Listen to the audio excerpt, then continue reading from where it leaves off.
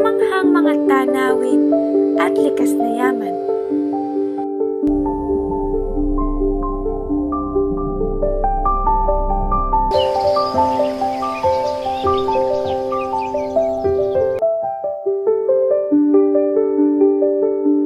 Ngunit sa kabila ng kagandahan nito, tayo ay nakatayo sa binggit ng isang krisis pangkapaligiran.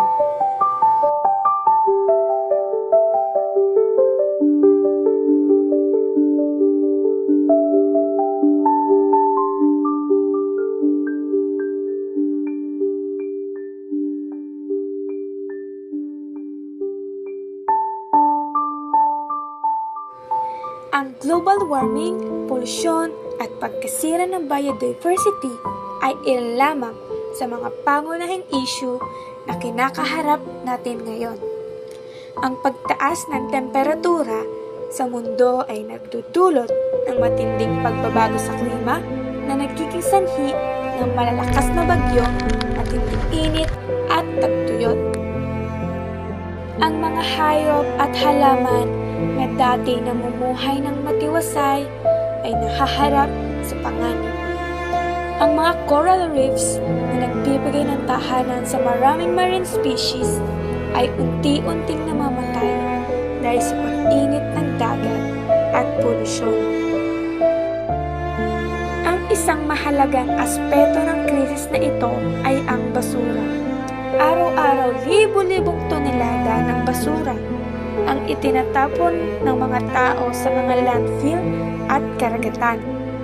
Ang mga plastik na hindi nabubulok na itinatapon na lamang kung saan-saan na nagiging sanhi ng mga problema sa kalusugan ng mga hayop at sa atin. Ngunit hindi pa huli ang lahat. Marami tayong mga bagay na isinasagawa upang labanan ang mga problemang ito.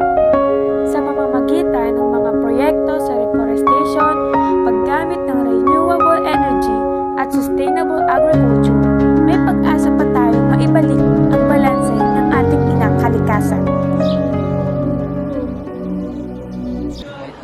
Upang ating mas maunawaan ang papel ng mga kabataan sa isyong pangkapaligiran, ating makakausap ang ilan sa mga mag-aral.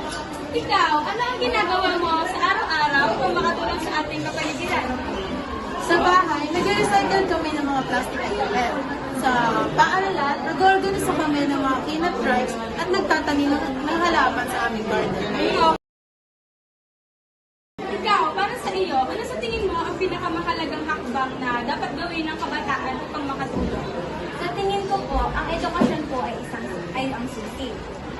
Kung mas marami pong kabataan ang magiging aware po patungkol po sa isyong pangkapaligiran, mas marami pong tao ang magiging or ang magbabago po ng kanilang mga gawin.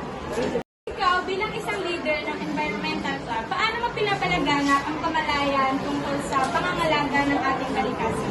Kami po ay nag-oorganisa ng mga clean-up drive at seminar sa aming paaralan. Sinisigurado po namin na naiparating namin ang importansya sa pagiging responsable sa kapaligiran sa lahat ng mga estudyante. Ano ang epekto sa iyo ng pagkilaw mo sa clean-up drive? Para po sa akin, ang pagsali ko sa clean-up drive ay nagpaparamdam sa akin na ako ay bahagi ng solusyon para sa kapaligiran at nakakatulong ako sa paglaban ng climate change at sa pagpapabuti ng aming lugar. Sa pagtatapos, ang ating planeta ay isang mahalagang regalo. Ang pag-aalaga dito ay hindi lamang responsibilidad